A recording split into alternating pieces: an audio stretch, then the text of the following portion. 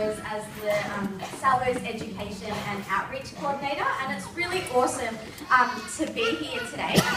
We've had an incredible week. I don't know where to stand, I feel like I'm blocking someone, but that's okay. We've had an incredible time with these campers over the past week. We've been exploring social justice, and Casey and I, who's going to introduce herself in a moment, are so excited about what these guys are going to bring to the future of the Salvation Army. So give them a round of applause. Yeah.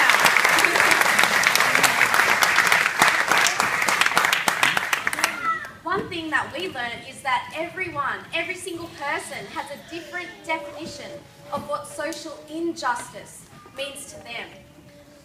I invite you to have a think, just for a moment, about what that means for you.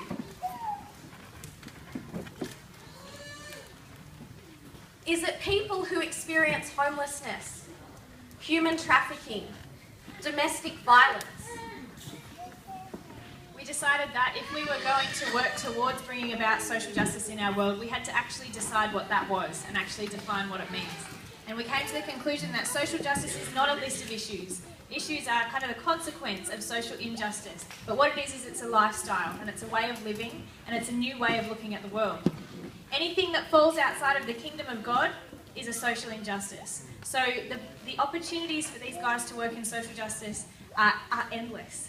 The things that they will need to deal with as they get older actually probably haven't even been created yet, some of the social justice issues that they need to deal with. In looking at social justice, we determined that social justice and holiness are inextricably linked. You cannot be holy without working towards justice and working towards bringing God's kingdom to earth. So we wanted to get that across, and rather than actually looking at a bunch of different issues and talking about trafficking or child soldiers, we actually talked about principles of social justice, so that no matter where they find themselves, no matter what issue they find themselves working on, they have kind of a set of rules that they can work for. They have a set of principles that they're looking for, rather than just being experts in one particular field. So, with that being said, they're going to share with us about the 4 principles we looked at. Yep, so we looked at 4 principles, and the first principle that we looked at this week was including the excluded. The first thing we did was we looked at Jesus' life when he was on earth. And you can think of so many Bible stories, when he included the excluded in his society. These were people like women, like children, like lepers, and Jesus always included them. And, Jesus was all about social justice. So to talk about what Jesus did and see how we can be like that was pretty cool. So we studied how we can include the excluded in our society and how we can be Jesus in our society. Alright, so the second principle we've got here is we looked at changing cultural practices. And so cultural practices is like, it's basically like just doing something without knowing about, without knowing what you're doing. So it's just without questioning it really. And so basically, for my example, I've got being a barista. I serve a lot of people just their daily coffee. So what we should be asking is where does their coffee beans come from? And yeah, we should be helping them ask the question as well. Yeah, so the next one that we talked about was advocating for the oppressed. So this basically means speaking out for people that don't have a voice. We just talked about how some people are born into oppression and others might find themselves oppressed through choices that they've made or through situations or circumstances that they're in. But we realised that it doesn't matter, either way they deserve to be advocated for. And we also noticed that when we're advocating for the oppressed, we're not just doing it just because that's what Jesus told us to do, but because Jesus is actually in these people. The next principle we learnt was confronting the powerful. There are so many different people in our society who have power, and we learnt that we need to challenge them where it is necessary.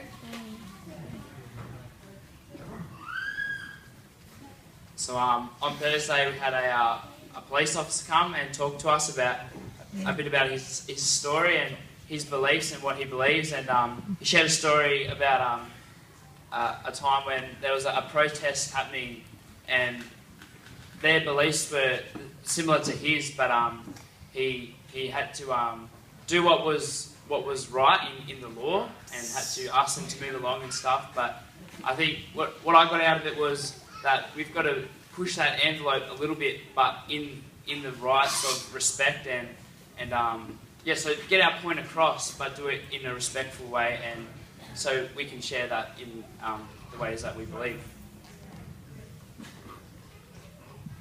So one of the platforms that we worked on was spoken word and poetry. So we had Will come and show us how it's done and how we can actually push out our problems to the people that we need them to. And so we've got 3 people reading out their spoken poems for us, spoken word for us, and I'd like to introduce Noah, Chad, and Aaron.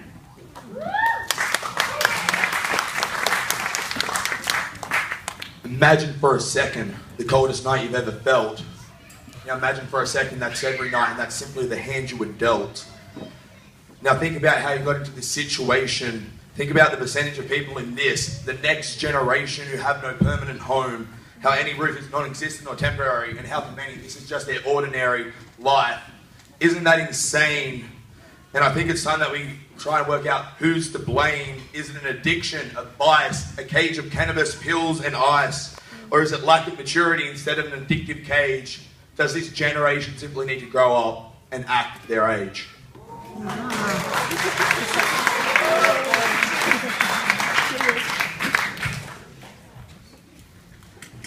So I write my note, keeping it true. Society, have I done what you wanted me to? Being the same and blending in, knowing what's different, believing it's a sin. Dear society, have I done what you seek? Rewarding the strong and downgrading the weak. Why do you keep the weak praying on their knees, preaching that one day they'll get a day of ease? Why do you do this? I'll never know. You've lost another to suicide, just for a show.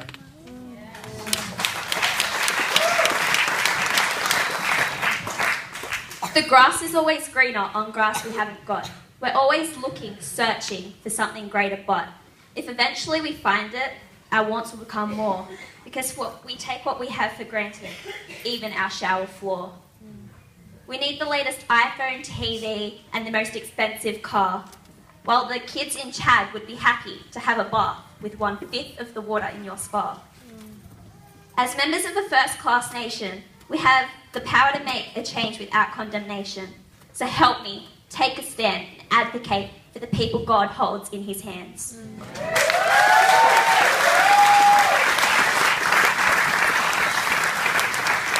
Aren't they amazing? These people here are intelligent, they're capable, and they're coming back to your core, and they're ready to make a difference in the world around them. Let's encourage them in that, because that's a fantastic thing.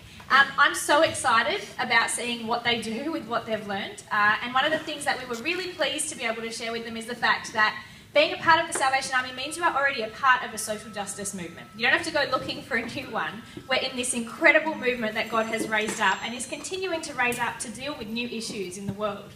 So we looked a little bit at William Booth and the ideas that he had for us. We looked at his Old Fight speech, but we concluded that this Old Fight speech, where he lists off some issues, it's not definitive. It's a list of ideas. It's his brainstorming, and he's saying, go out into the world and see what the issues are and work on them as well.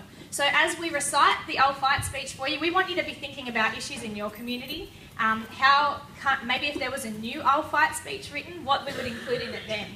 Because we are the Salvation Army collectively, and we are going to bring the kingdom of God to earth. While women weep as they do now. I'll fight. As children go hungry as they do now.